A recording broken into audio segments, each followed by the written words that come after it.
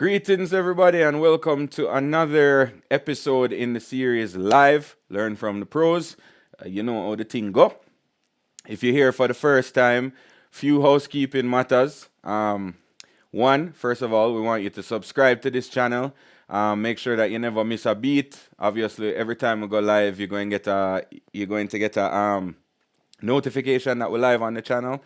For those of you who have already subscribed, I appreciate your support. I always start by saying thank you. I'm always humbled and blown away by the support I receive from everybody around the globe.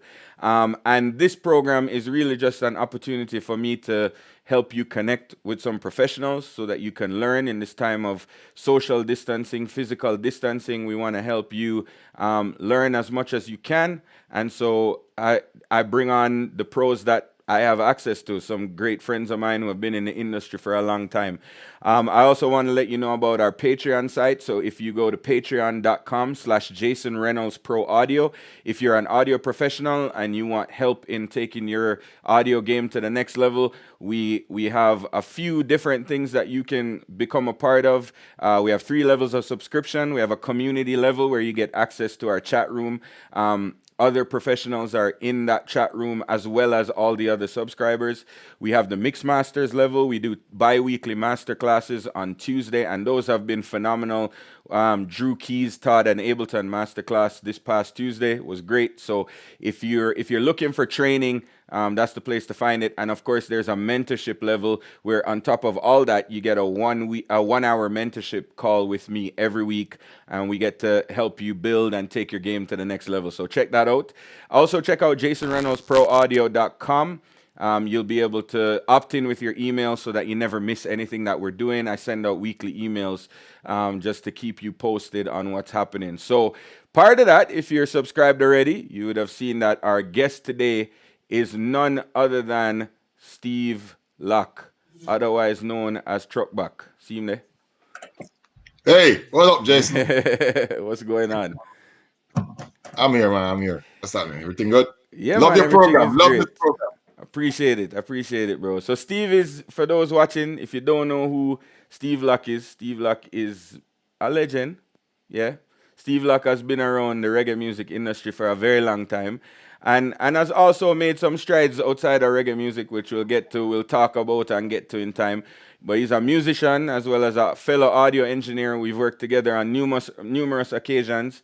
Yeah. Steve is a part of our Kaya Fest team, and very happy to be able to work with him on that festival and to be able to work together. So we're going to talk about all that stuff. We're going to talk a little bit about his journey.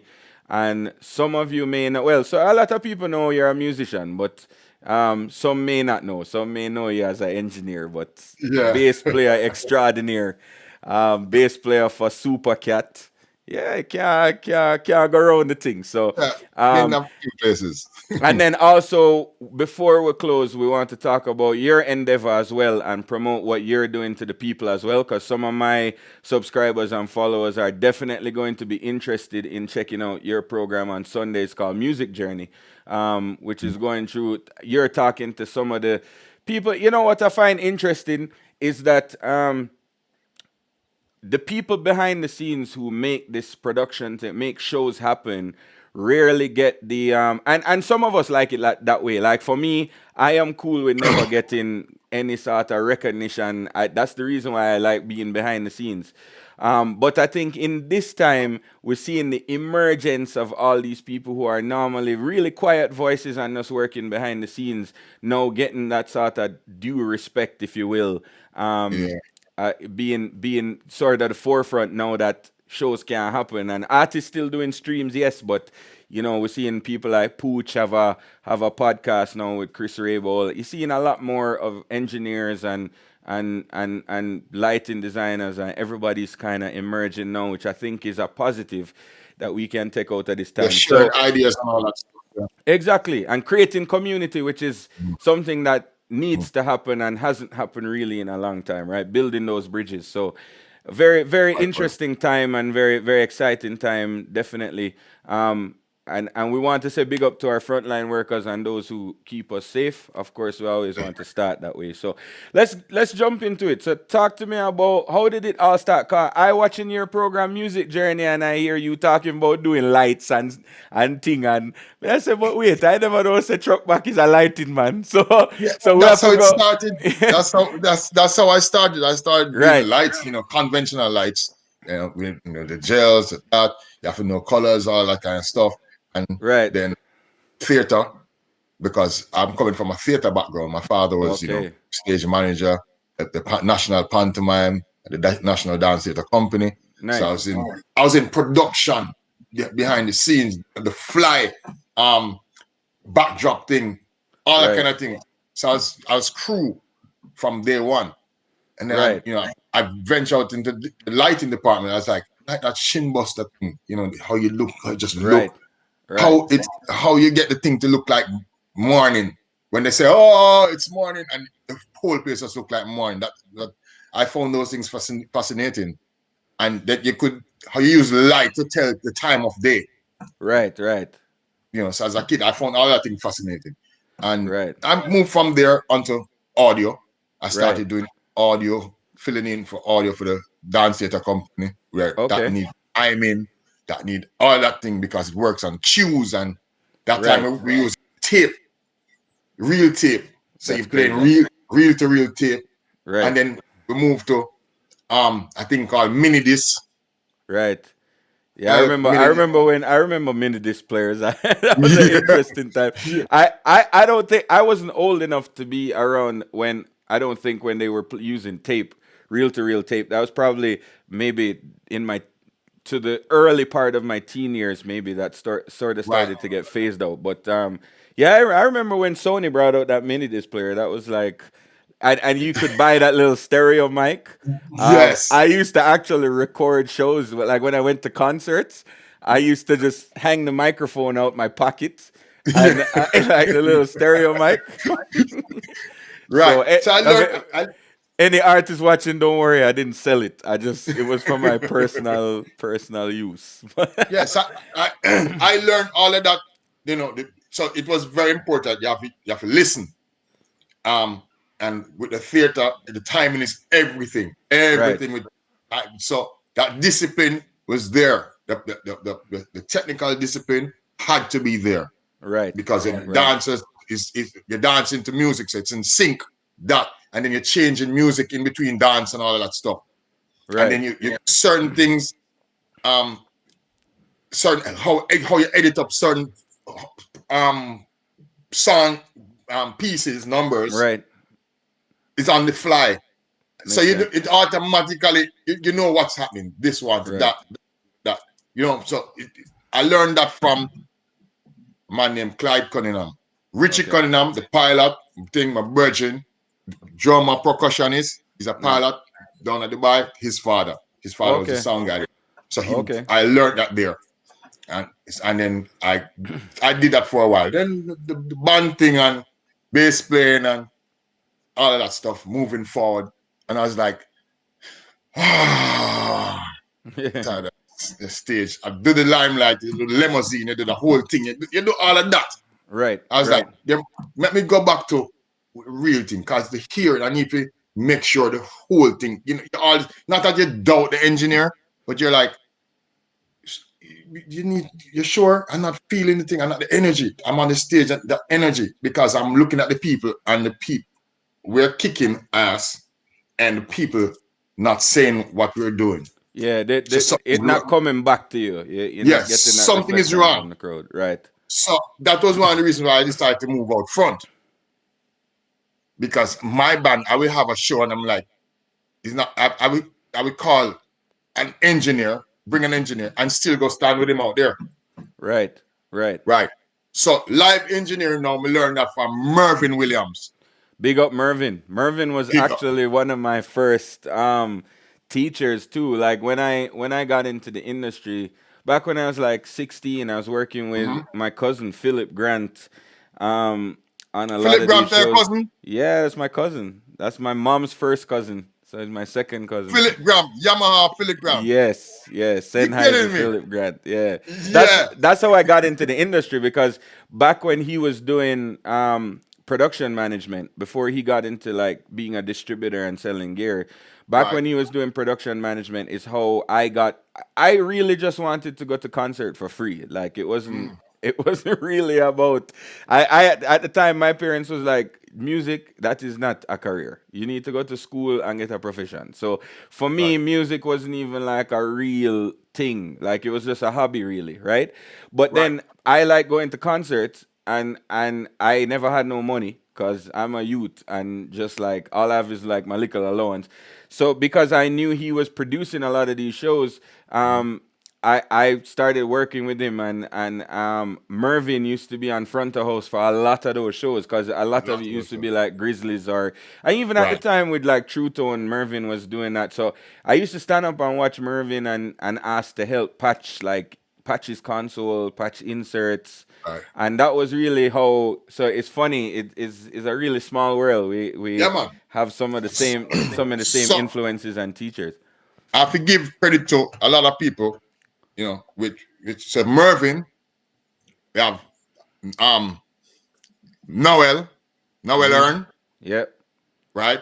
We have Barry O'Hare. Me and Barry Yes. still work up today, but me learn a lot from Barry. Yeah, big up Barry. Right.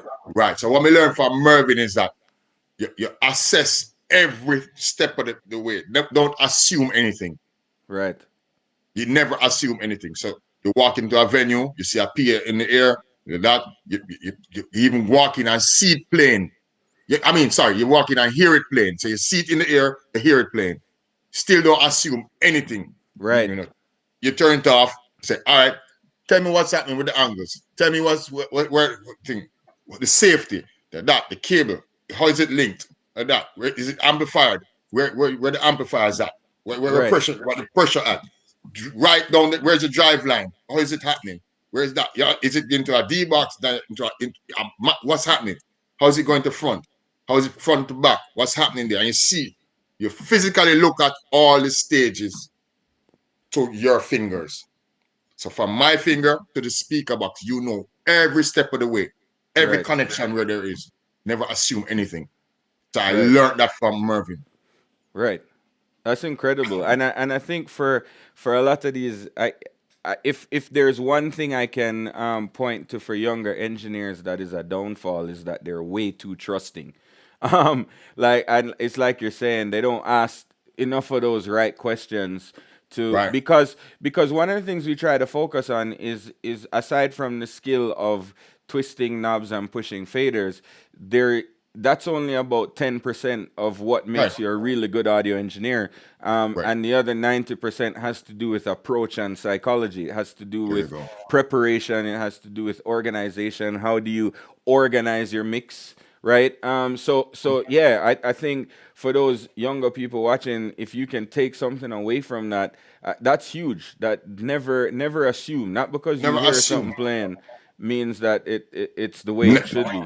Never assume. Figure out what's happening in certain. Every cabinet is different. Different makers of cabinets. So it depends Right. on what. Is it homemade cable? Is it factory cable? What's happening there? Is it the guy in the shop misjudge a color, phase out Right. things come out of phase, all kind of stuff, right? So you never assume anything. Just check it. Do a physical look and see where and ask. There's nothing wrong with asking when you walk into a venue. If you're putting a system together with a system tech, your system tech must first thing I do is say, who's the system tech, and that I try to know that guy Right. because Hundred he is percent. he is your savior. Right. Very true. Very true. That guy is your savior. And so you try to have him. If you're even if you're on a festival, that tech guy, when you go in the front of the house, you make sure he's with you. Right. Right. Bring him a beer, bring him that what you want. Make sure that Right. you have it for him and Right. he's with you. Right. And that's incredible. You know, for those watching, we never script these conversations. Like, and I do that deliberately. Sometimes I'll have some of my guests, Tim yesterday, he'll call me and say, "What are we going to talk about?" I'm like, "We don't plan that. The only question I know that I'm going to ask is the first one, which is how'd you get into the industry, right?" Right. But the reason why I do that is because I want the people watching to see that no matter what the genre, no matter what type of thing that you're working on, whether it be theater or live sound, and we've had different professionals come on, whether it be lighting or audio, the discipline remains the same. And so it's funny that what you just said is what Kenny Kaiser, who mixes for the Killers, said last week in terms of the importance of the relationship between the front of house engineer and the system tech and the systems engineer, Has to and be your how that best is friend.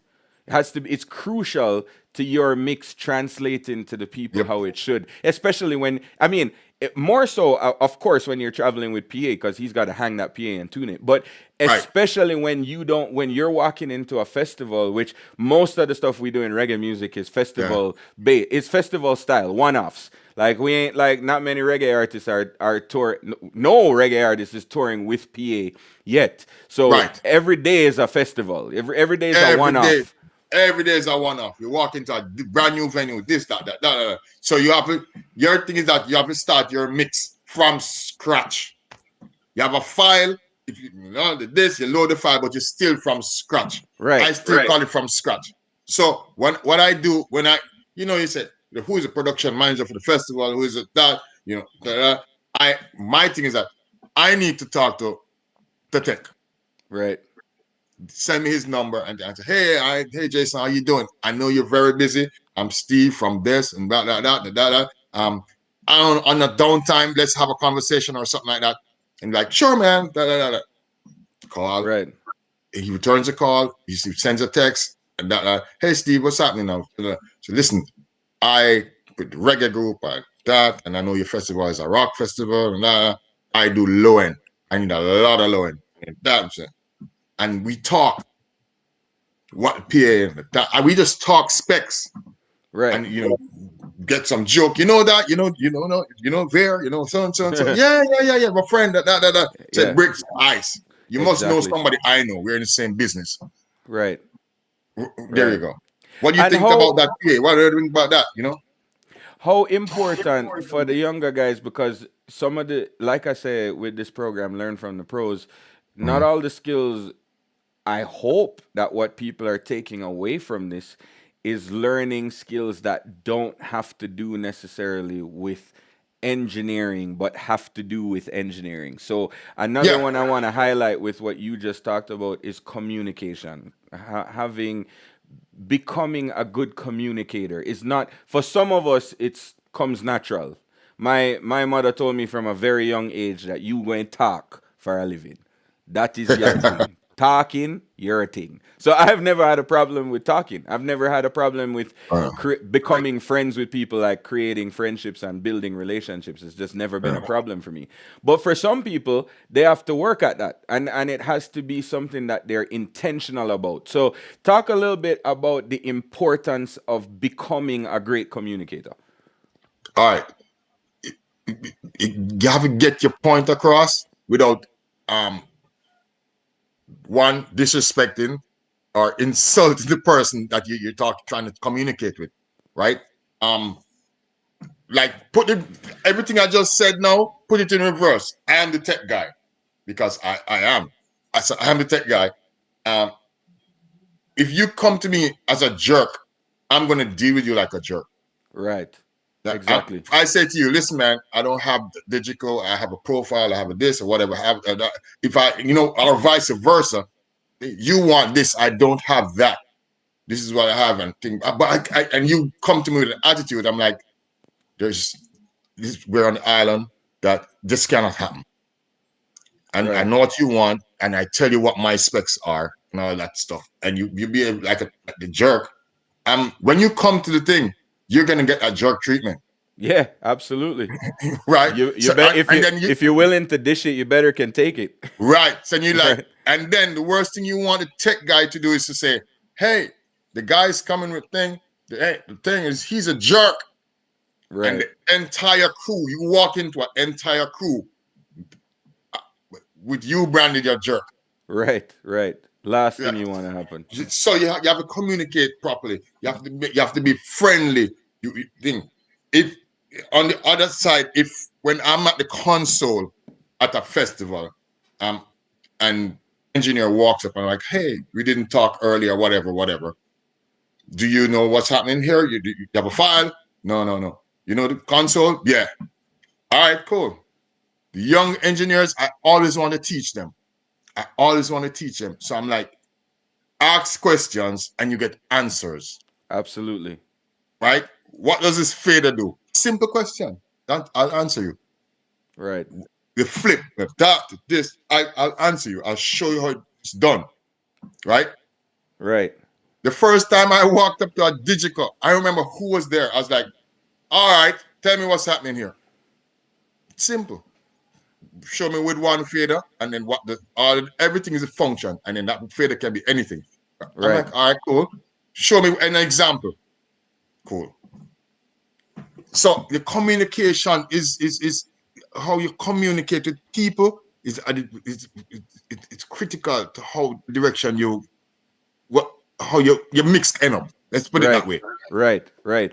I want to shout out the guys from Mix U who are friends of mine, but they have a saying that better leaders make better mixers, because if you can learn the skills that you're talking about, that are essentially leadership skills, Mm-hmm.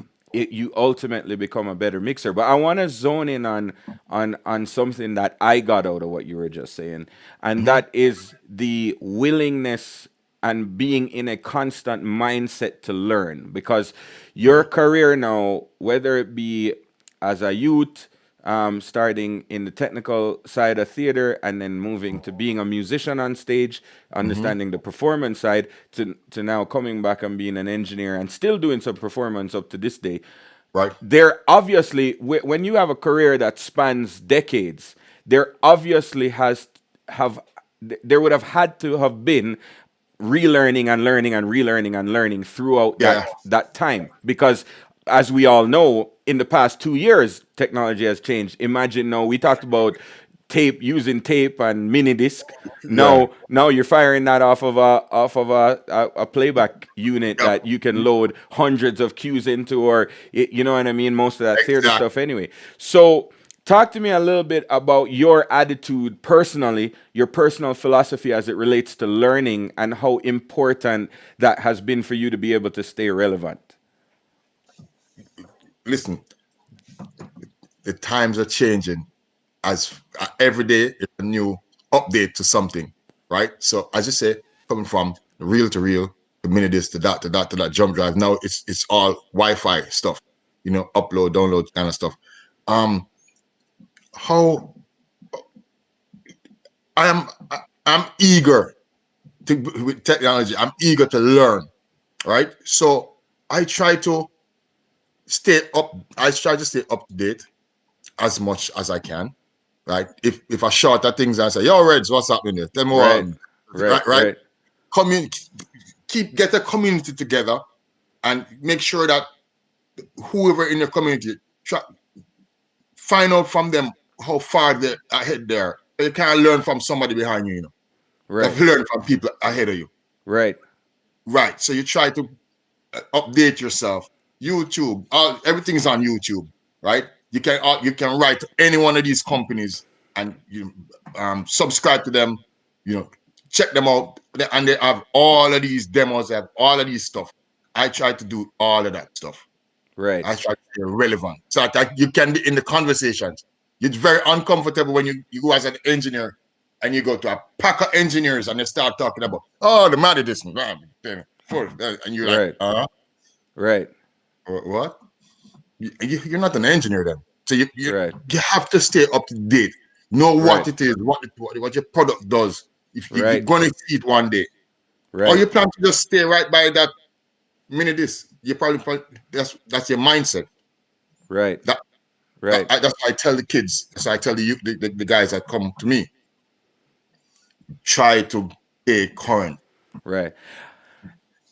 You know, something that just occurred to me, right? Because like Tim kind of came up through the LA scene as an engineer and went and Mhm. hung out at center staging and met engineers and eventually got hired by an artist out of the center staging kind of situation. We talked a little bit about that yesterday. And some of the guys were commenting to say some of the older engineers don't always are not always open to sharing. And something just hit me when you were talking is I just that hear that. the people who are not open to teaching and sharing with others are also not open to learning themselves. Hmm. So you see, when I talk to a guy like you who says, "Yeah, I'm always learning," you're also always sharing because you Yeah. understand the importance of learning, and you can't learn unless somebody shares with you. And so, therefore, you share with somebody else because you understand that for that to come to full circle and for somebody else to teach you, you have to be willing to teach others. Because if you run up on everybody who doesn't teach you, then you know what I mean? So I find that a lot of these older, not necessarily in age, Yeah. but maybe engineers who have been around for a long time who are unwilling to impart is because they themselves are not staying current. They're not learning. They've for whatever reason, maybe they feel like they have arrived or you know, All sometimes right. sometimes it's pride too, right? Like they don't want to go ask somebody a question, right? All right. So every every January, there's a thing in Jamaica where there's a rock festival in Jamaica. It's a destination travel rock festival that we have Dark Star Orchestra, we have um Government Mule, all that kind of bands, Right. rock bands, and we're the service provider there, John Swaby Entertainment, and I I learned a lot down there from rock music, like real rock music. And when I was like, even the miking of the drums, all that is different. It's a different approach. It's a different approach to PA. It's a different approach to how they look at it. So I learned, I have to big up Carter. I have to big up Howie. I've learned a lot from them. They are Grateful Dead engineers, that them kind of people, right? Right. I learned from them. I was like Steve, I know you in Jamaica, and you gotta show me that reggae mix, but the rock, with light on the kick, that the toms no gate, you leave Right. the tom, how you tune it. I was like, wow, okay, let me hear how this gonna sound. And when the drummer roll off, it's like, wow, Yeah. so they're really old school, and their choice of console was like the digital console was the PM5D. I'm Right. like, come Right. on, man. But we're on the seaside for 3 weeks with the PM5D. When it finished, that's trash. It's no good. um, and I eventually moved them up to Avid, Right. right? And so they get the hang of it. But those guys are gamble.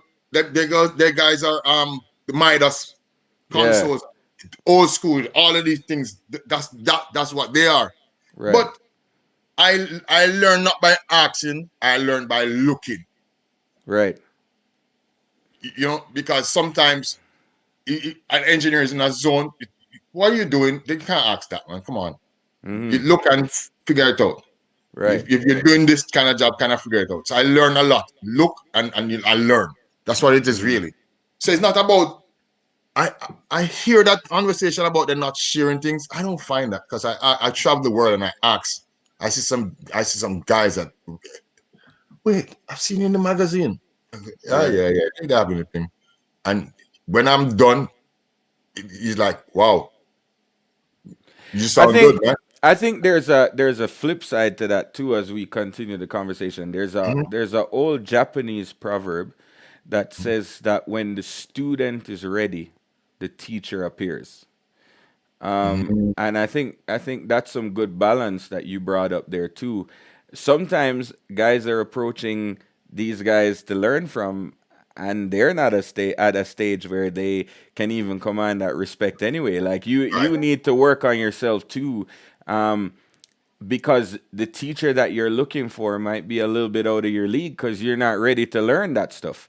Right. You don't understand fundamentals, so how you gonna go sit down and chat with a man like Pooch about parallel compression? Right, Like right, right, right, you right, don't right. you still ain't even miking your drums properly, so you Right, can't right, even, right, you right. know what I mean? So yeah, there's that's huge. I think is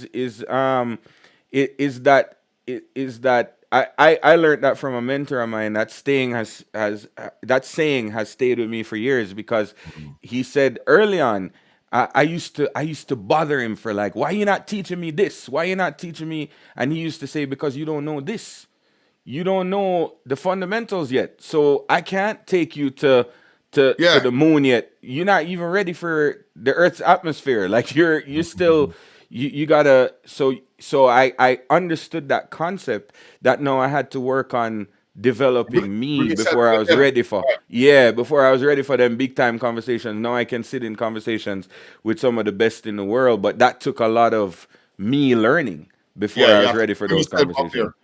Yeah, bring yourself up there. I understand that. So I found something interesting. We had a interesting conversation about getting bringing yourself into like recognizing trends and constantly reinventing yourself, which is a kind of a continuation from what we've been talking about. And Mm. you said to me about buying like an auto tune rig because adding that to your weapons, your quiver of arrows, if you will. I, Um, and I left that conversation being very inspired by that because I still find that there is a small group of out of the people I know anyway. There's people like Tim who was on yesterday. Like Tim is constantly pushing the envelope. Veer, of course. We always looking for something new. Let's stay ahead of the curve. Let's keep learning.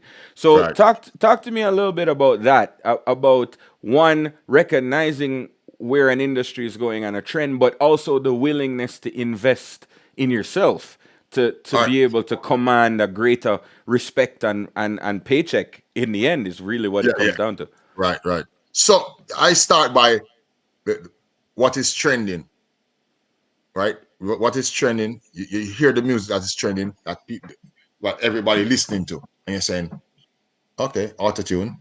All right, another song, auto tune, another song, auto tune, and then these people are starting to they're starting to tour. So you say, all right, what do you bring to the table with this?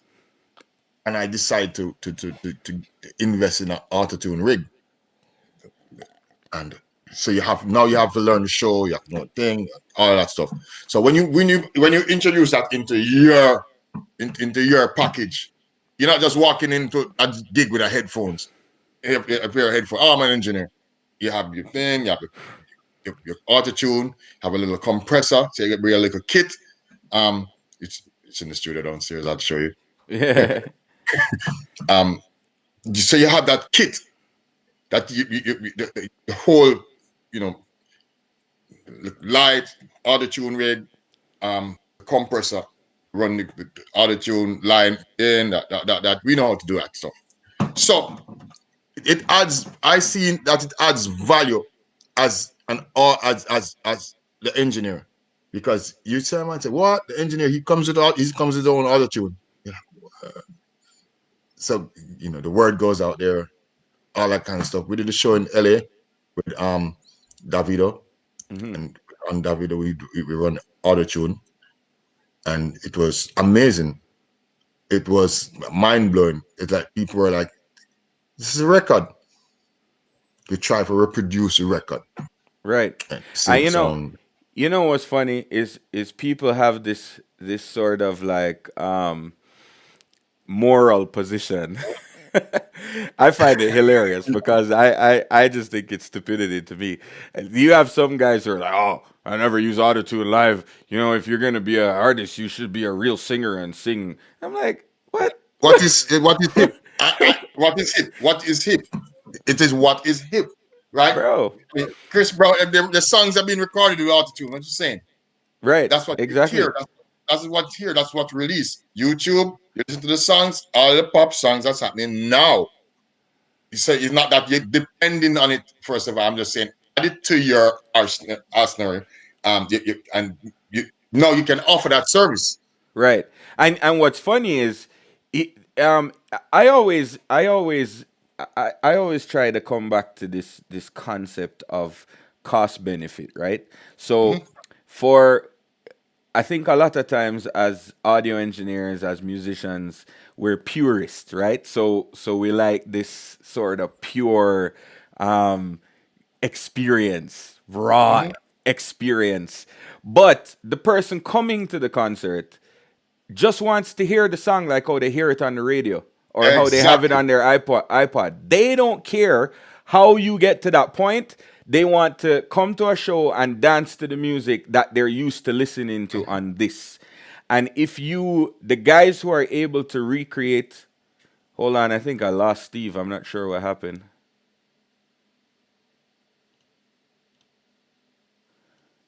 Hold on, guys. I think we lost Steve.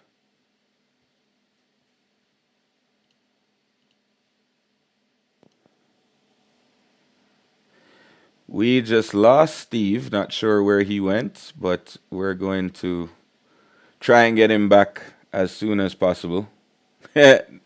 Naya says he went for a smoke. That is hilarious. Let me send him a WhatsApp.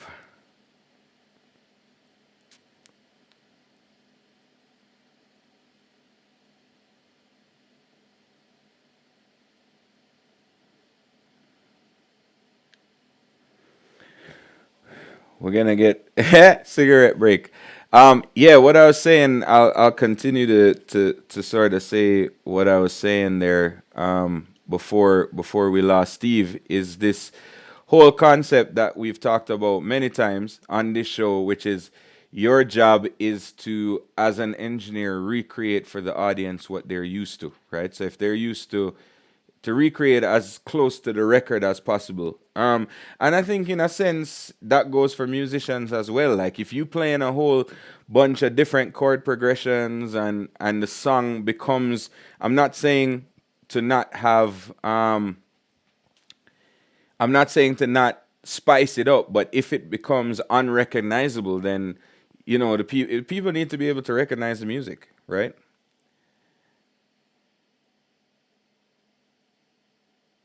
Let me just touch base, Steve. I'm messaging back and forth with Steve here.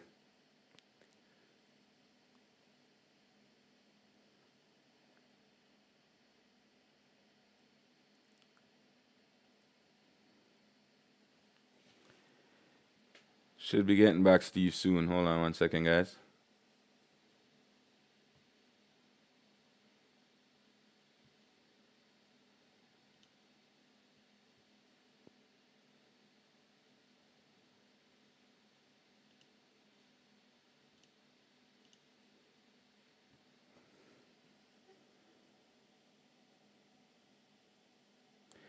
This is not my.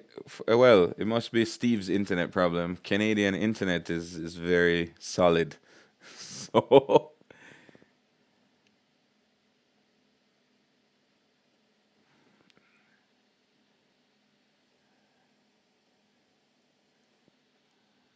stand by, y'all.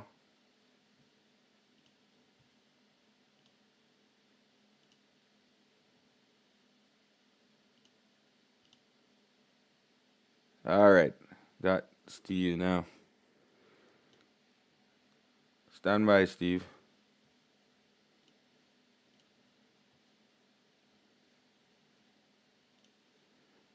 I'm not. I'm not sure what happened. What happened? Yeah, I guess. All right. Well, Steve Locke Welcome. is back.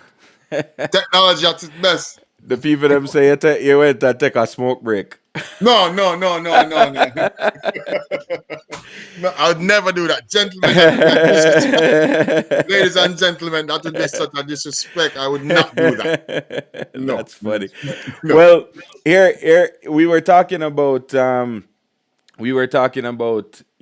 reproducing that sound of the record, which is ultimately why an artist hires you as an engineer, as a front house engineer. Is Right. to the whole point is to, and I made the comment that Even for musicians, right? It's like if you make there's nothing wrong with spicing up the music and adding certain progressions Mhm. and giving the music a vibe. But if it becomes unrecognizable, then you've gone too far. Like people must be able to recognize the song the moment the intro play. Right. You know what I mean? And so your job as the engineer now is to know those songs to make sure that those recognizable moments, if you take a song like It Wasn't Me, the Mhm. intro is very recognizable. It's like it's that guitar line, It and have to no matter stand out. where you go in the world, no matter if people speak English or not, Mhm. when dubs play that guitar line, that has people start screaming because they know It has to Angel stand out.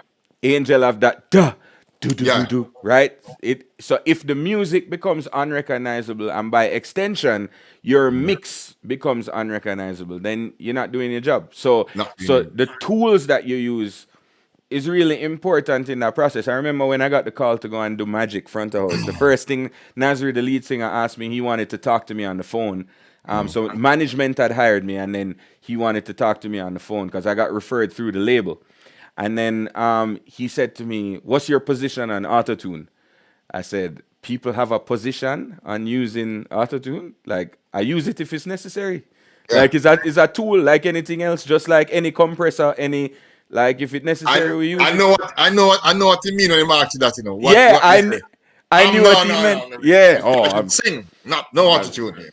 sing the music, cute. Yeah. So I just found that that was interesting because we're coming from a genre in our corner of the industry where some of those things are can be frowned upon. But it's funny that sometimes I will use it at front house and mixing a show and the artist not even Mhm. know because just to polish it a little bit and make it It, close to what it right. should be. You know what I mean? It, all of these artists now, especially in the department what I'm working with right now, they're all on autotune, and if you can reproduce the sound, and they are hearing it back on stage, all that stuff, It and make you more valuable. the perfect person to use the autotune is the monitor engineer, though. You know? It technically it worked easier right there, but because how I'm Right. using it now is just like, man, to Yeah. me it has to come to me first, then go back to thing, and then the monitor guy has to use my send as Right. the mix. Right. You know what I've done sometimes, which is cool, since we're talking about learn from the pros, right? What I've actually done is if I have an artist using in-ears, Mhm. I'll actually blend the tuned vocal and the untuned vocal together because my thing usually is I want them to hear the untuned vocal so they can actually sing it as close to where they should be Mhm. from a tune. That's if you're using it for pitch correction. If you're using it for artistic reasons, it's a total different story, right? Because then Yeah. if you're trying to get that sort of T-Pain, Chris Brown sound, that's Mhm. completely different. But when You you're have to using use a it for direct pitching, auto-tune line.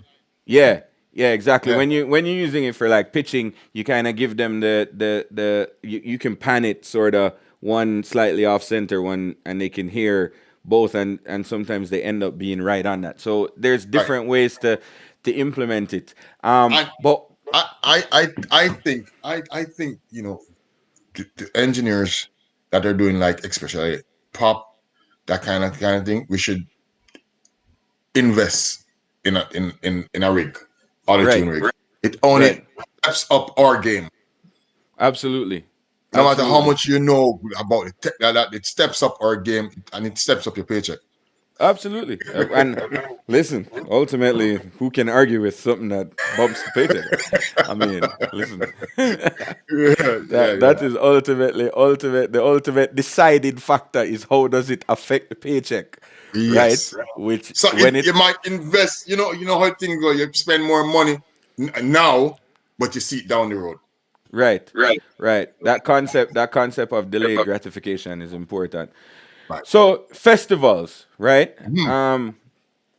I think it to me, and this No. is my program, so I can have these disclaimers and say these things. Not every engineer can, but I can say these things. I think it is easier to to work in an environment where every day you have your console, every day it's your rig, every day it's your PA. I think the level of skill that it takes to be able to walk into a festival, no sound check, and it's not your gear, is really what to me sets apart a lot of our Caribbean engineers, because Yeah, you're some of the right. best mixes I've ever heard in my life come from Caribbean engineers, and I can remember these times, like, and there's a few people that I can point to every time I hear Barry or hear mix Barry Salmon Band. It just I sit back in my chair and I go, yeah, this is what music's supposed to sound like. I can think of Veer when he mixes Stephen Marley or the Marley Brothers, unreal. Yeah. Dean with Shaggy. Mhm. And there's so many more I think of and point to. Nigel Brizan with Kes. Shout out Nigel, because I know Yeah, I yeah, saw yeah. him Big up signing. Nigel. Yeah, Errol Brown. When I heard Errol Oh, Brown, the first time I heard Errol Brown, so I used to always hear about Errol Brown, right? But I left Jamaica from as a youth, so I've been living in Canada since 2004. So never had the privilege of meeting Errol, right? But then in 2018, when I started touring with Steven, we went on the road with Mattis Yahoo. The first 3 weeks of the tour was with Mattis Yahoo, and Errol yeah, was mixing Mattis Yahoo. And the first show was in Houston, in a venue that had eight aside of the Clear Brothers Cohesion PA, yeah, right? yeah, yeah, yeah, yeah. And it was a profile at front of house. It was a co-headline tour, and we did our sound check, and I was, but and everybody, yo, EB, cause everybody respect EB in that camp, Yeah. and everybody saying, boy, you have to hear EB mix, and bro, I walked out to the front of the venue in Houston during sound check, and I think my mouth was like on the floor the whole time, because I'm like, You what? can't believe what Yeah, you're here, right? reverb soak the snare, bro, and the hi-hat sizzling, and just amazing, and was able to build a great relationship with EB over the course of that tour. And then obviously later on, him coming in to work with the Marley Brothers on the Yeah. cruise and stuff, we were able to, so that was really special. But the reason why I bring up all of that, you lay down a mix at Kaya Fest with Third World that to me was one of the best mixes that day. Um, it was, Other and I than, mean, pull up. Other than Veer and the the quantum the the seven the SD7, like, but SD7 and listen, to be fair, Veer had a full sound check the night yeah, before. And Veer really mixes the heck out of that Marley Brothers show. yeah, yeah, yeah. But throughout the course, and this is a show with, like, now, I will say, personal disclaimer, I think it's cheating, because I think Third World is a fairly easy band to mix, because they've been playing music together so long that their internal balance is kind of and that was the first time of me working with them. But Right. nevertheless, take nothing away. Your mix that day was unreal. It was one of the opening, like, there was coffee, and then Third World was after coffee, Right. and it just set the tone for the day. It was so good. So Yeah. talk to me a little bit about your process. Like, you walk into a festival, now you gotta throw down a mix. You're not traveling with gear, so you essentially building this from scratch. Even though you had a file for the S6L, Yeah. like, it's still like you said, from scratch. So talk to me a little bit about what are some of the things that allows you to be able to, other than you just being extremely good at your job, what is in your process? What, that's kind of the word I'm looking for. What does, from the moment you step in that venue, talk me through that process of what makes you be able to deliver such a good mix in that situation. All right. Let me go. Let me show the transition this way. All right. So I'm a bass player, right? And in my band, we back artists, right? We're a backing band, and we normally come on at the very tedious hours of the morning, where the crowd now dictates the show and what is happening next. Because the crowd can get restless and violent and all that kind of stuff. So we had to get the band change in a certain time. We had to get the band change going. Get the band change going. So put my bass in and just start playing. Yeah, turn the house on, turn the bass on. Let me start playing. so that it ease that tension of dead air and all that stuff. The drummer get this thing together, the thing there. So I take that approach and put that at front of house. Walking into a venue, what kind of console this is, that, whether I build a file and then I present. If the thing about it is that if somebody's before, if you have a festival, if there's a festival patch, I try to make it so easy for everybody. Like, dude, I'm only using these channels. Leave the holes. Don't worry about it. Don't forget about my file. Let's just leave the holes. Let's get this thing going. My 5 microphones. That needs to be first. That needs to that, and make sure I have that. There it comes back to the thing where the tech guy has to be your best friend. That's how it come. That's how that comes in. That tech guy has to be your friend. Has to be on communication. Has to be talking to the stage. Has to be talking to his team in order to make your thing flow right. So Right. from you're nice with him from the day one, and you're doing this on the fly, that guy has to be your best friend. So I walk in with that open mind, and it's like, all right, let's do this, man. This is gonna be fun. Either we shoot or we miss. Either we Right. hit Right. or we miss. Right. We're shooting, we're gonna either we hit or we miss. And I'm not gonna miss. Right. So you challenge yourself, right? And you challenge yourself that by the time Robshan finish, do that roll in the intro, you're ready, because after that roll and thing, vocals go. So your vocals has to be there ready. And the effects have to be ready with it. All that thing have to be ready. So when something you ask certain questions, where my effects returns, but get yourself in line. And you challenge yourself. By that first song, man, you're smooth sailing. Or you know the show. And I Right. don't look up at the stage, I don't need to look at the stage. I have no reason to look at the stage. I don't. A matter of fact, Reds, I don't even walk with a headphone. Right. I just stop walking with a headphone because I'm saying this is gonna work. That you see, my tech guy, he is my headphone. Right. So Right. you have to build that kind of level of thing from day one.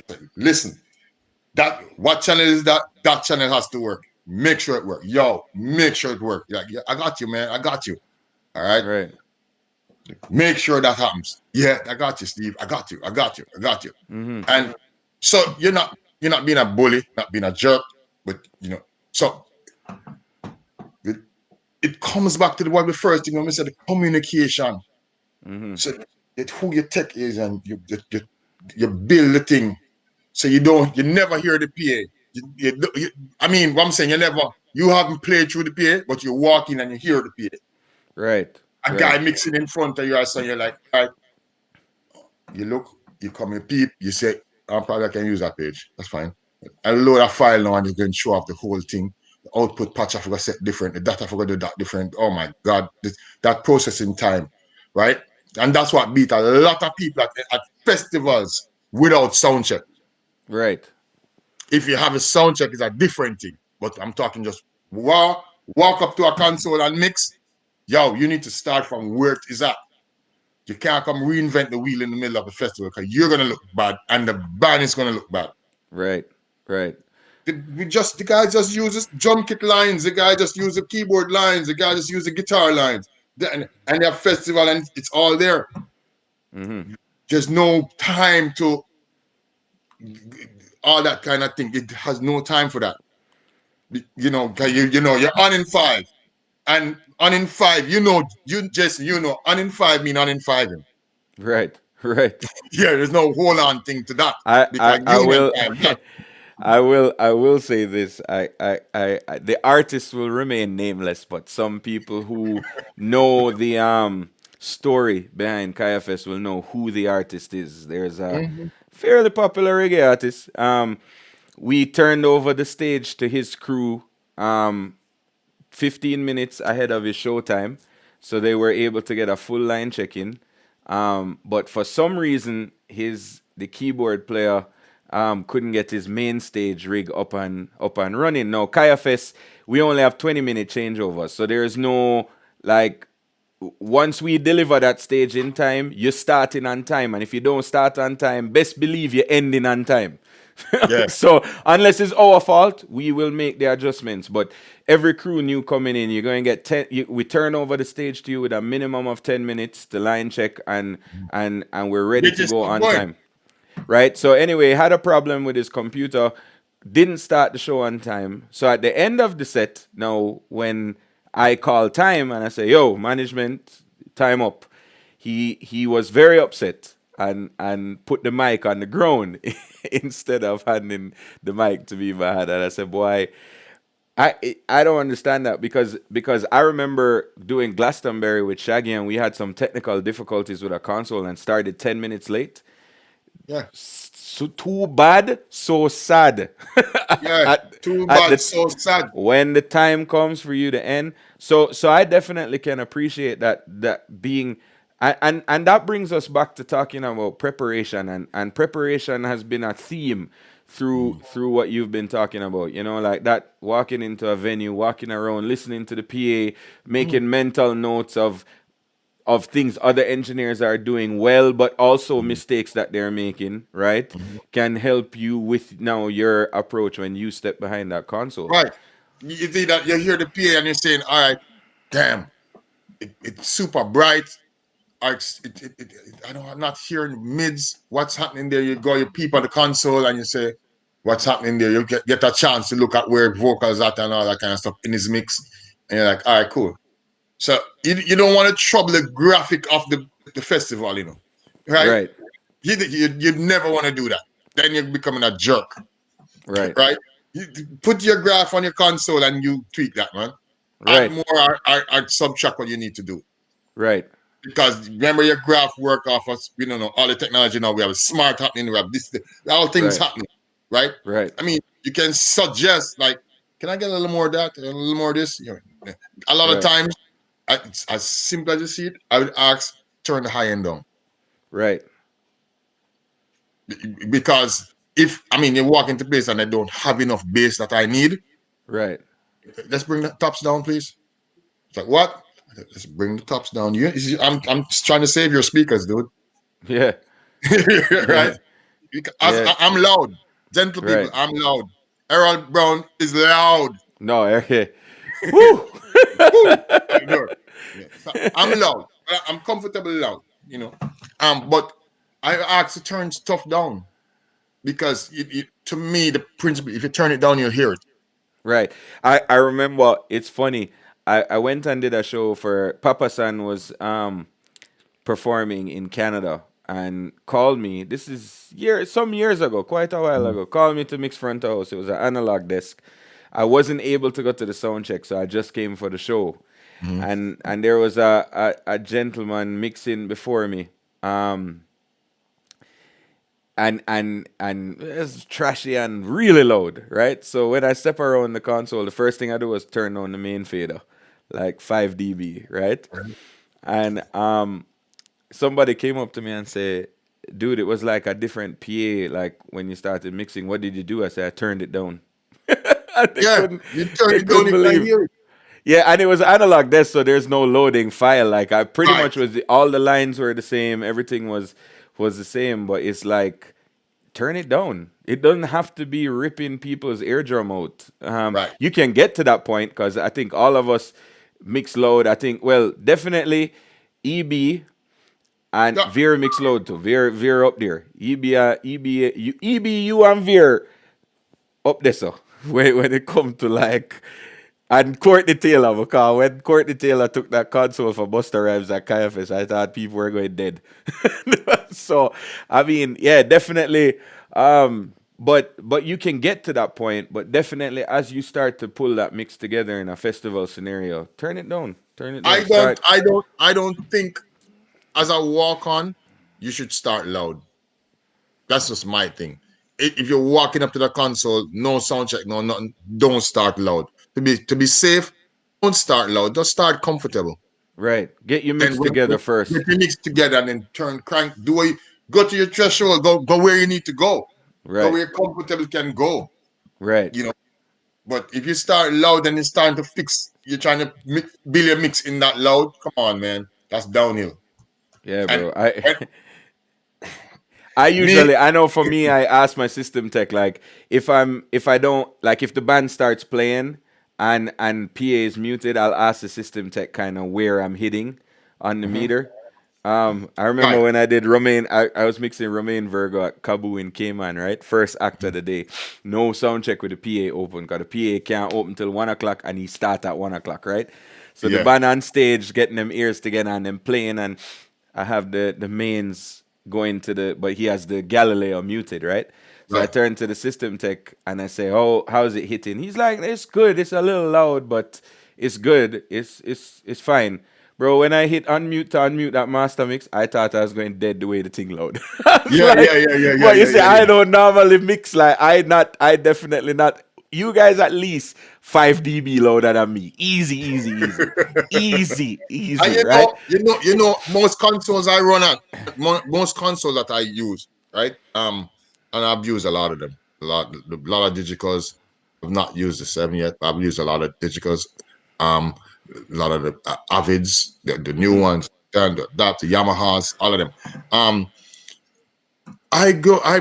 my master is like -10. I run at -10 for Right, comfort zone. And then, and when I'm doing festivals, I try to run the console at the -10 also, right. master at -10. And like we have walk-ups, like regular Summerfest, we're trying to cut out the walk-ups Mm-hmm. because that's Jamaica's premier festival. Right, And what was happening is that the show's been up and down, up and down, depends on the person out front. So we come, like I've said, your guys, they're like, why this man sound like that and that man sound like this and that man sound like that? Engineer, no man, you need to cut that out. I was like, all right, cool. And right, I was elected that kind of person to hold it out, to right. keep the festival on that level. So we have walk-ups. We decide to cut that walk-up thing out. If you didn't come to sound check, we have myself, we have um Weekon, big up Weekon, Yeah, big up weekend. and we have Shane Brown, which is the first, let me say this, at the first Shane Brown I worked on a festival as a house engineer last year, Reggae Sound Fest. Wow. And it was a privilege to have him there, and he Yeah. was very honored to be there working with us And because he's an excellent engineer as well, yeah. of course. So the So three of us out there, because what was happening in the past is that after Mervyn, I was the only one out there. Like, you know what it is from 7 to 7 in the morning? that's tiring. Console. Tiring. 7 to 7 in the morning at a console, dude. It's like, all right then, what do I Not have me. in here? So I have my whole at front when I build the front of the house there, John DaCosta on the rise behind me. I'm searching on the other side, and the whole team. So we are a family out there. So we, Right. we actually bring personal stuff out there. I have my own rolling chair, lean back thing, all that kind of stuff. My own Right. cup holders, all kind of thing happening out there. There's a whole world. So when Yeah. somebody new walk into that world, it's like, yo, you're in the space. Right. But I've asked to bring in people, and we try to teach people who want to learn. Right. Right. We teach people who want to learn, and we're all about that. Right. That's the island's exclusive show. So you have to be qualified to join the team. Right. Right. So And I'm this close. So you're actually on the team. for You're on the team all the time. You're on the team all the time. for the last 2 years, and Martin is actually my guest next week, so that's gonna Mhm. be incredible. But for the last 2 years, he has 2018 and 19 has reached out to me to be there, but it's just has I've been on tour and it just hasn't worked out. But Right, right, right. it's getting close. It's getting close. I speaking of John DaCosta, we have a question from John. Being a musician, do you think that affects your mixing style? Yes, it does. Because not only because let me slow down. Answer John properly. The question: as a musician, I hear the more finer details in the mix. I know where I want the mix to go because you know where the bass placement is. I know where the drums supposed to sit. I know where keys. I know where the vocal and each song it represents different because as a musician playing the song, is the keyboard player lead the song. So you bring that up. Is a guitarist going to lead the song? You know, this song is more drum orientated. So you hide the other equipment, you hide the other instruments. Just talk them. So that's my my take. Right. And from a technical standpoint, as a musician, you know what the music's supposed to sound like. You know what the Mhm. balance of the music's supposed to sound like. I think Right. that and that's important to know. Like, if you're not, and it's not necessarily like, for me, I don't play well. I play a little bit. I went to piano lessons and stuff, but I don't play I've at a heard high you. I've level heard to. you. We done Yeah, sound but check together. I not heard you. not not enough to be on stage. But I've listened to so much of the music that I know what it's supposed to sound like. I don't. Mhm. And people ask me, could I go and mix a rock show? Possibly. Would I mix it as well as somebody who loves that music or plays that music? Highly unlikely, What because it I'm is, not gonna. what it is also is that it's not a matter of, well, to me, let me tell you this. For me, it's not a matter of being an engineer and tweaking and all that stuff. It's about studying what's happening. You still have to do your homework, not on the tool, but on the music. Ah, right. Right. So you have to listen. If you're going to work with, come on, man, if you're going to work with coffee, you don't have to listen to our song them to know what's happening, Yeah, you bro. have to know what the You have to music of study the the thing. sound You're like. going to do beats with all this person. You have to know the song them. Yeah, I'm on the road now with David. I had to study all of that stuff. When I got the exactly. phone call, I had to be thing down, buy all the Listen, album, buy this, and just have listen. it in the ears right through. Is a two-edged sword when you call me, because I am happy to get the call, and I'm honored that you think of me as somebody to fill in.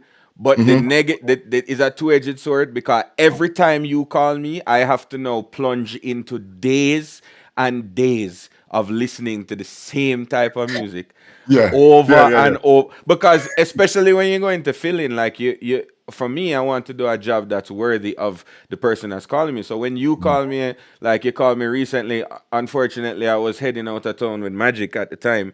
Right. But when you call me and say, yo, I need you to do 3 shows in Canada with Davido, I'm like, Mm. 'cause I don't know I don't know one I'm sang them. So I'm like, for the next 3 days, all I'm listening to, Yeah, and my wife will come into the room and say, "You listening to that song again?" Yeah, you have because to. I have to know where the music is going. I have to know, Yeah, I can't miss the first bar of a guitar solo. I can't miss right, the first bar of a keyboard solo. I need to be present with the music. So right. I think that is such a huge, like, and listening for those things comes from that sort of musician's mindset. But it translates to into studio stuff, because how many times you hear a mix back from an engineer that is a notable engineer, but they don't mix that genre of music specifically, Yes, and it you, doesn't come out the same. It you don't doesn't get the it don't same vibe. translate the same. Yeah. And I mean, it happened, like, listen, some of the Sting and Shaggy stuff was mixed by Robert Orton, who is Grammy winning, like, massive engineer. But it don't connect the same as when somebody who mixes reggae, like when you listen to a lot of the stuff that's on the Hot Shot album now, the mixes are connecting different than the 844-876 album, because it's just a different, like, it's somewhat, you You getting a know mix what? from somebody who You know mixes what? that genre. I think. Let me say it this way. That's honest. Let me just say it this way. I might think rough enough. I think it's playing with too much toys. Yeah. I think it's playing with too much toys. Hey Reds, you got the new thing from that. You got a new plugin. You got a new this. You got a new. Well, let's try it on that. I think it's playing with too much toys. Instead of, let us focus on the music. Let's just mix the song. Let's just get the richness out of it. So that's just my take on it. Sometimes when we hear something, I'm like, oh, what is man? Reds, you hear this? Who did this? Right. One, one to the end of the thing. Come on, man. I joke this. You can't put out this, man. Right. So I think it just come down to playing with too much toys. Yeah, and like I say, like, one thing I find too is, you talk about your community of people, right?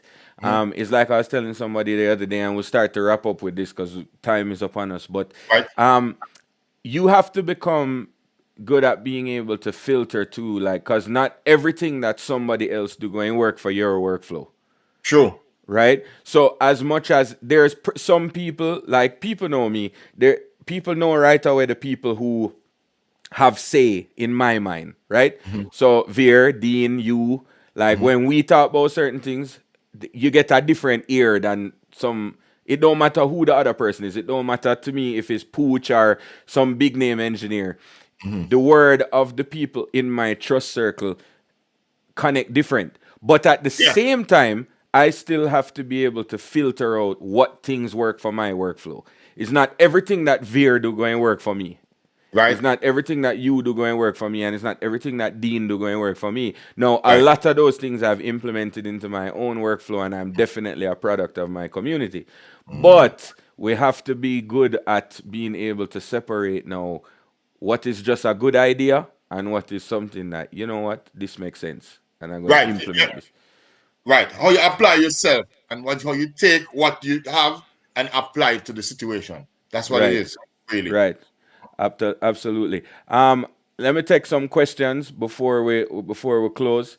Don't Um, take no question from Veer here. None from Veer. I don't know. He's missing in action today, but he's a Oh, new father again. big So up, not Veer. sometimes, Big up, not Veer. yeah, sometimes we don't always get the luxury of having him around Mm-hmm.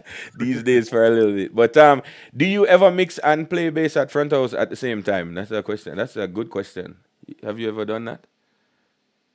That sounds like somebody will know you. I know That's who why asked I the try to question. remember which part that happened, you know. I know who asked the question. I'm not gonna tell you, but I I think it happened one time already where I like, but it was that's a foreign something that happened, man. Come on. I don't remember. I remember. I remember. I all want right. wireless, and then that distance that that this you're playing, you Yeah. have to play ahead of the thing. It was a Right. challenge. Oh, I can imagine. Right. That question came from David Heron. Yeah. And somebody who also knows you really well, the John Swaby camp is in the house. So there's Big up. another question from Lonnie. It says, which artist is on your wish list to tour with as an engineer? That's always a good one. Yo. Yo. That- You tell me yours, I'll tell you mine. And this the kind of stay away in a boss. In all honesty, it's like right now, you see that whole Katy Perry something there? Uh-huh. What's her name? Oh my God! Sorry. Come on, the name just started running through my head a while ago. All But right. J-Lo, said Yeah, J-Lo, I'm a girl still. A I J-Lo. feel you. I feel that. Mm. Well, y'all heard it here first. Steve Locke is a Katy Perry fan. I think mine. Funny enough, prior to touring with Shaggy, was Shaggy. I mean, I grew up in that era. Like I like 2000 when Hot Shot was big. Is like when I was finishing high school. So like I like Shaggy was for me like one of the biggest artists of my generation, my era, right? And Mhm. and then getting to tour with Steven and tour and work with the Marley Brothers was like that was surreal for me because I remember our first tour with Steven. We were playing Greek Theater in Berkeley, California, Yeah, and that venue like amplifies the audience because it's like all stone. It was yeah. beautiful. I didn't actually prior to playing that venue, Red Rocks was like at the top of my list for like bucket list venues. And then we Mhm. played Greek Theater and I was like, yeah, Red Rocks, you can keep Red Rocks. Red Rocks is cool, but Greek Theater in Berkeley is like next level. And that night he sang One Love and like 10,000 people sold out show and they were singing and screaming on the top of their lungs and bro it was like an out of body experience. But I think now that I've lived through that, I would probably say my dream now would be to work with Stevie Wonder. Yeah, Like yeah. to mix front of Big, house big, for Stevie Wonder would be like big dream. hey for me. Let me say this before you wrap up. Um, yeah, in life you have certain bars that you set, Right. right? So this bar that has been set in my life in audio engineering was Woodstock, Poland, where Mm-hmm. it was um almost a million people. Yeah. So you know that crowd. Who been to Woodstock and know that kind of crowd? Right. almost million people. As far delay stacks for miles of delay stack. And so that bar there, see that bar, it's hard to, I've not done anything to pass that bar yet. So Right. that's where it is. Where the wind, the guy that, what's his name? What's temperature? Guy with Mm-hmm. the temperature. Yeah. All he does is look at maps and wind reading and all that stuff. He's Right. sitting Right. right there. And he controls the delay stacks and the timing of the thing and the delay, all the timing. Yeah, And because then the humidity is constantly changing uh, there too, the which is wind crazy. change up that down there 5 miles down the road is different from that. So he has to adjust that and all that. And that Yeah. was just mind blowing to me. We talk Yeah. about speakers for days, that, and you get, and then you get a sound check, Yeah. and it's eruption, kick, and the Yeah. earth move. Yeah. Yeah. Yeah. There's enough PA in that place to like kill people for sure. There you go. The For earth sure. move, And kick. I want to specifically point out, because I don't want anybody to watch this back and say put twist my words. I'm not in any way by saying that Stevie Wonder is like a goal now. I still tell people all the time that I live my dream every day. Being able to work with the artists that are at the pinnacle of reggae music, to me, that Yeah. is better than anything else, and Yeah, man. anybody else I could work for. So We by just us saying that, answer a question. We just yeah, answer a by us question. saying that the artists that we work for currently, to me, like Third World is such a legendary, iconic part of the history of reggae music Boss of that, all bosses. yeah, you Learn can't a lot like, of things from them yeah, on the us road. being able to do that takes the cake, and we get to live our dream Yeah. doing that stuff. The other stuff is just really what it's kind of when you sit and think what would be nice. You know what I mean? So incredibly important that people understand that Reds, it um coming like Reds, give me a minute. It coming like yeah, you go man. some show, gentlemen and ladies and gentlemen of the group. You go to some shows and you hear something and you say, John Oster. The engineer can just want to use the bathroom and give me this 5 minutes and straighten it out till him come back. You Give me a understand me saying? Like second, yeah, just give me give me a second, I'm gonna fix this now, man, because this is yeah, annoying me. You yeah, understand me? I'm not yeah, hearing for this, what's sure, happening here? for So sure. I mean, and a lot of huge acts. I go and we on festivals together, and you have A stage, you have B stage, CD, and whatever. You go around and say, yo, Reds them on the A stage, and you go around and say, yeah, I want you Reds them now. And you say, yo, the engineer, something wrong with the PA. What the hell is happening here? Right. Here, this is not what we want to hear, man. And if you fight one song gone, two song gone, and the thing not moving, I say, engineer need to use the bathroom. Somebody give him some water, man. Make him go use Yeah, the bathroom. or a laxative so he takes Yeah. the whole setup. Yeah, maybe just fix this until him come back, please. Yeah, yeah, for sure. So everybody, I Definitely. mean, I don't We even have let me some alone to that. stories. I don't No, even let we me alone. listen. We all say We that. have some stories. Vera and I can tell you a story about a certain engineer that will remain nameless. That we were on a festival up close to Cleveland with a huge country act, and their engineer is like a fairly well known engineer. We have a story about that, but we're not gonna we're not gonna call no name on the program. We're gonna keep this thing cordial and professional. Anyway, Truckback, thank you so much for joining me. Oh, before we close, tell the people them about Music Journey, because we have some people who logging in who seeing you and knowing who you are for the first time, and we want them to enjoy that program and get to know the history behind reggae music. So tell them about Music Journey quick. All right, so Music Journey is my program on IG Live on Sunday nights, 8:30 Jamaica time. Wherever in the world you are, it's Jamaica time, 8:30. So do the conversion. Um, That's where we talk to 9:30 Eastern time for those LA wondering. different, Yeah. got Houston different, England different, Japan different, Jamaica time 8:30. So um, I talk to players in the musicians and players behind the scene. So I'm not really interested to talk to the guy on the mic, the stars. I don't want to talk to the stars. Everybody talk to the stars.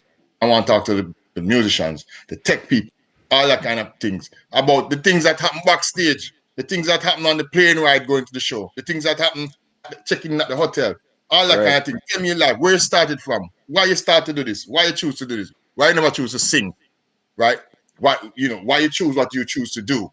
and the journey. Tell me about your journey, and that this program is just taking off. And I talked to a lot of people this week. I'm talking to Paul Castic, drummer, Maxi Priest, Big Extraordinary. Mountain, Yeah. Diana King, name it. He been Played there. for Shaggy. He was with Shaggy for a while Shaggy, too. Yeah. right, for a while. He was the Mm. first drum, the drum set sideways. So we're Yeah. going to talk about that. Where the drum kit not facing the crowd, it was to the side. He was looking across the stage and Right. all that stuff. The image. Yeah. So that this Sunday, that he's my guest this Sunday. Join, Yeah. log in, and let's have fun. Be a part of the conversation because it's very interactive. We're trying to keep it interactive. Yeah. And that's on Instagram for those wondering. And you can So find move it. most people follow. Yeah. So I have to move so JC, you have to help can. me move it to this kind of thing, Yeah. man. Yeah, Jack man, for and sure. Costa was telling me, so I have to build the thing and then move it to this and where. But I Yeah. like Yeah. this. Yeah, the If Instagram thing is very like that's kind of the way we took too. Is we started it on Instagram, got the energy and the following behind it, and then sort of moved moved it. it to YouTube. So one of the things that you can do on YouTube is you don't have to cut it off and start it back every hour. YouTube doesn't limit your time, and obviously all the people logging in want to be here, so it gives us a different vibe. All the people on are interested and engaged and that kind of stuff. So yeah, definitely a good vibe. But yeah, for sure. Thank you for joining me today. For everybody watching, we want to tell you thanks for being here. Big up And JC. and yeah, big up Truckback. And hopefully Big up. soon we can get out of social distancing and isolation and do a show again. Yeah. All right, Respect to y'all. all of the team. Bless John DaCosta, John Chin Yeah. Entertainment, Veer, Dean Pan, Maniacs Yes, of the yes, yes, world. yes. And tune in tomorrow. My guest tomorrow is Steve Tom. He is my system tech. Whenever I go out with Magic and I have an opportunity to bring my PA tech, he's the guy. Very The best experienced. We're friend. gonna talk. Yeah, exactly. We talked about that today. He's gonna talk a lot about. He's probably gonna show a lot of DMB stuff because he is one of the top DMB techs in the city. So yeah, tune in tomorrow, same time, same place, and thank you guys for joining.